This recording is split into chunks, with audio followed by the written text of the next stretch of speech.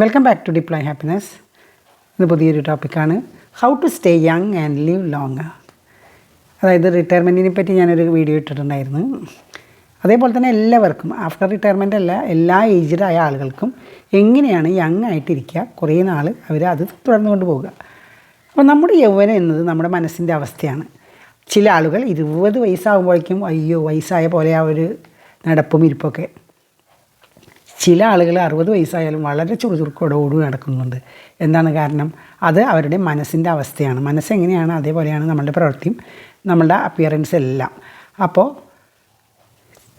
60-ലും വളരെ എനർജറ്റിക്കായിട്ട് നടക്കുന്ന ഒരു കൂട്ടം ആളുകളെ നമുക്ക് കാണാൻ കഴിയും. കാരണം അവരെല്ലാത്തിലും ആക്റ്റീവായിരിക്കും, എല്ലാ കാര്യവും സോഷ്യലായിട്ടും മറ്റ് രീതിയിൽ ഫിസിക്കലെല്ലാം അവർക്ക് നല്ല എനർജറ്റിക്കായിട്ട് നടക്കുന്നത്. അത് അവർക്ക് വാർദ്ധക്യം ഉള്ളതായിട്ടേ തോന്നില്ല. 70 വയസ്സ് കഴിഞ്ഞ ആളുകളൊക്കെ ഞാൻ കാണാറുണ്ട്. അപ്പോൾ ചിലരാണെങ്കിൽ വളരെ ഏജ് കുറവായാലും വളരെ ഒരു അപ്പൂപ്പനും അമ്മൂമ്മയും അങ്ങനത്തെ ഒരു കാഴ്ചപ്പാടിലേക്ക് പോകും. നമ്മുടെ ജീവിതത്തിൽ നമ്മൾ എങ്ങനെയാണ് നമ്മളുടെ സബ് കോൺഷ്യസ് മൈൻഡ് കൊണ്ടുപോകുന്നത്, അതിനെ ആശ്രയിച്ചാണ് നമ്മുടെ ഏജ്.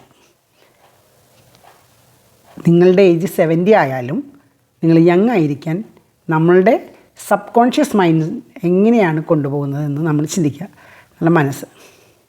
ഇനി നമ്മുടെ സമൂഹത്തിൽ പല മാനദണ്ഡങ്ങളുണ്ട് അല്ലേ.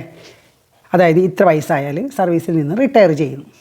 അതേപോലെ തന്നെ ചില ആളുകളുണ്ട്, ഇത്ര വയസ്സായി, ഞാൻ ഓൾഡായി, ഇനി എനിക്ക് ഇറങ്ങാനും പാടില്ല, ഓടാനും പാടില്ല, ഒന്നും പാടില്ല എന്ന് പറഞ്ഞ് വീട്ടിൽ ചടഞ്ഞ് കൂടിയിരിക്കുന്നവരുണ്ട്. അപ്പോൾ അവരും ശ്രദ്ധിക്കേണ്ട കാര്യം എന്താണ്? നമ്മുടെ സമൂഹത്തിൽ ആരെന്ത് പറഞ്ഞാലും നമ്മളാണ് നമ്മളുടെ ജീവിതം കൊണ്ടുപോകേണ്ടത്. ആ മാനദണ്ഡങ്ങളെല്ലാം നമ്മൾക്കാണ്, മറ്റുള്ളവർ പറയുന്ന മാനദണ്ഡങ്ങളല്ല. അതായത് റിട്ടയർമെൻറ്റ് ചെയ്ത ഒരു ഓൾഡ് മാൻ കൺസെപ്റ്റ് നമ്മളുടെ സമൂഹത്തിലുണ്ട്. അയാൾ റിട്ടയർ ചെയ്തല്ലേ, 10-60 വയസ്സ് 65 വയസ്സൊക്കെ ആയി, അയാൾ ഓൾഡ് മാൻ. ആ ഓൾഡ് മാൻ എന്നുള്ള കൺസെപ്റ്റ് നമ്മൾ എടുക്കുകയേ വേണ്ട. നമ്മൾ ചുറുചുറുക്കായിട്ട് നമ്മൾ പോയിക്കൊണ്ടിരിക്കുക. സൊസൈറ്റി നമ്മളുടെ മാനദണ്ഡങ്ങളെക്കുറിച്ച് പറയുന്നത് നമ്മൾ കേൾക്കേണ്ട ഒരു കാര്യമില്ല. നമ്മൾ തീരുമാനിക്കുക നമ്മുടെ ഏജിങ് എപ്പോൾ വേണമെന്ന് നമുക്ക് തീരുമാനിക്കുക. നമ്മളാണ് തീരുമാനിക്കേണ്ടത്, അത് മറ്റുള്ളവരല്ല. നാം ജീവിക്കുന്ന സൊസൈറ്റിയോ നമ്മൾ ജോലി ചെയ്ത സ്ഥാപനമോ അതൊന്നുമല്ല നമ്മളുടെ ഏജിൻ്റെ കാര്യങ്ങൾ തീരുമാനിക്കേണ്ടത് നമ്മളാണ്. ഇനി ബി ആക്റ്റീവ്. അതെനിക്ക് എല്ലാവരോടും പറയുന്നത്, ആക്റ്റീവായിട്ട് നമ്മൾ പെരുമാറുക. എല്ലാ രീതിയിലും ആക്റ്റീവ് ആവണം. ഇഷ്ടപ്പെട്ട കാര്യങ്ങളെല്ലാം നമുക്ക് ചെയ്യണം. ഇൻ്റലക്ച്വലി, ഫിസിക്കലി, സ്പിരിച്വലി, സെക്ഷലി എന്ന് വേണ്ട, ആർട്ടിസ്റ്റിക്കലി എല്ലാ രീതിയിലും നമ്മൾ എനർജറ്റിക് ആവാനുള്ള വഴികളാണ് ഇതൊക്കെ. ഇതെല്ലാത്തിലും എൻഗേജ്ഡ് ആവാം നമ്മൾ. പിന്നെ തിങ്കിങ് യങ്. നമ്മളെപ്പോഴും യങ് ആണെന്ന് നമ്മൾ ചിന്തിക്കുക. ഒരു കൊച്ചുകുട്ടി എങ്ങനെ എനർജറ്റിക്, അതേപോലെ തന്നെ നമുക്ക് എനർജറ്റിക് ആവാൻ കഴിയും. നമ്മൾ തിങ്ക് ചെയ്യണം. ഞാൻ ബി ആക്റ്റീവ്, ഞാൻ കുട്ടികളെ പോലെ തന്നെയാണ്, ഞാൻ യങ് ആണ്, ഞാൻ എപ്പോഴും എൻ്റേതായ കാര്യങ്ങൾക്ക് ഞാൻ മുൻതൂക്കം കൊടുത്ത് ഞാൻ വളരെ അധികം എനർജറ്റിക്കായിട്ടാണ് മുന്നോട്ട് പോകുന്നത്. നമ്മുടെ മനസ്സിനോട് നമ്മളൊന്ന് പറയാം. ചില ആളുകൾ വിചാരിക്കും കളിയാക്കൽ, വയസ്സായി, അങ്ങനെയൊക്കെ പലരും. അതൊന്നും നമ്മൾ ചെവി കേൾക്കേണ്ടതില്ല. ഓ വയസ്സായിട്ട് അവർ നടക്കണ കണ്ടില്ലേ, അല്ലെങ്കിൽ അവരങ്ങനെ പോകുന്നുണ്ട്. ഇപ്പോൾ ഫിലിമിന് പോകുന്നു, ഹസ്ബൻഡ് ആൻഡ് വൈഫ് റിട്ടയർമെൻറ്റ് ചെയ്താൽ അവർക്ക് അതൊക്കെ ഒരു എൻ്റർടൈൻമെൻറ്റാണ്. ഒന്നിച്ച് ഒരു സിനിമയ്ക്ക് പോവുക, അത് ആസ്വദിക്കുക, ഒരു ചായ കുടിക്കാൻ കയറുക, ഇതൊക്കെ വളരെ നല്ല നമ്മളുടെ മനസ്സിന് ഉല്ലാസം കിട്ടുന്ന കാര്യങ്ങളാണ്. പിന്നെ പല ആളുകളും നമ്മൾ കേട്ടിട്ടുണ്ട്, ഹിമാലയത്തിൽ ജീവിക്കുന്ന, നോർത്തേൺ സൈഡിലൊക്കെ ജീവിക്കുന്ന 100 വയസ്സ് വരെയൊക്കെ ജീവിക്കുന്ന ആളുകളുടെ ഇത് വായിച്ചിട്ടില്ലേ നമ്മൾ?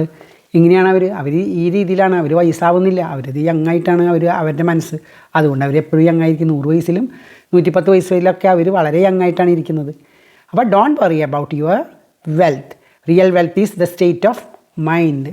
അല്ലാതെ നമ്മൾ സമ്പാദിച്ചു കൂട്ടുന്ന നമ്മളെ സ്വത്തോ നമ്മളുടെ സ്ഥാപനങ്ങളോ അല്ലെങ്കിൽ നമ്മളുടെ മറ്റു കാര്യങ്ങളോ ഒന്നുമല്ല. നമ്മളുടെ വെൽത്ത് എന്ന് പറയുന്നത്, real wealth is the state of our mind. ഞാൻ പുവറാണെന്ന് നമ്മൾ ചിന്തിക്കണം. ഞാൻ എല്ലാ രീതിയിലും റിച്ചാണ്, എനിക്ക് ഇങ്ങനെ ചിന്തിക്കണം. അതാണ് എങ്ങനെ നമ്മൾ ചിന്തിക്കുന്നത്, അതേപോലെ നമുക്ക് നിലനിൽക്കാൻ കഴിയും. എപ്പോഴും നല്ല കാര്യങ്ങൾ മാത്രം ചിന്തിക്കുക, നല്ലത് മാത്രം പ്രവർത്തിക്കുക, നല്ല രീതിയിൽ ഉറങ്ങുക, നല്ല രീതിയിൽ ഭക്ഷണം കഴിക്കുക. ഇങ്ങനെയൊക്കെ ആയാലും നമുക്ക് യങ് ആയിട്ട് ജീവിക്കാൻ കഴിയും. അല്ലാതെ ഓൾഡായിട്ട് കൈയും കാലും അപ്പിയറൻസിൽ കുറച്ച് വ്യത്യാസം ഉണ്ടെങ്കിലും അത് എല്ലാം നികത്തി കൊണ്ട് നമുക്ക് നല്ലൊരു ജീവിതം കഴിക്കാൻ നമ്മൾ യങ്ങായി തന്നെ നമുക്ക് ജീവിതത്തിൻ്റെ അവസാനം വരെ കൊണ്ടുപോകാൻ ഈ ടിപ്സുകളൊക്കെ നിങ്ങൾക്ക് ഉപകാരപ്രദമെന്ന് കരുതട്ടെ. അപ്പോൾ വീണ്ടും ഒരു ടോപ്പിക്കായിട്ട് കാണാം. സബ്സ്ക്രൈബ് ചെയ്യാത്തവർ സബ്സ്ക്രൈബ് ചെയ്യുക, ലൈക്കും ഷെയറെല്ലാം തരാം. Thank you.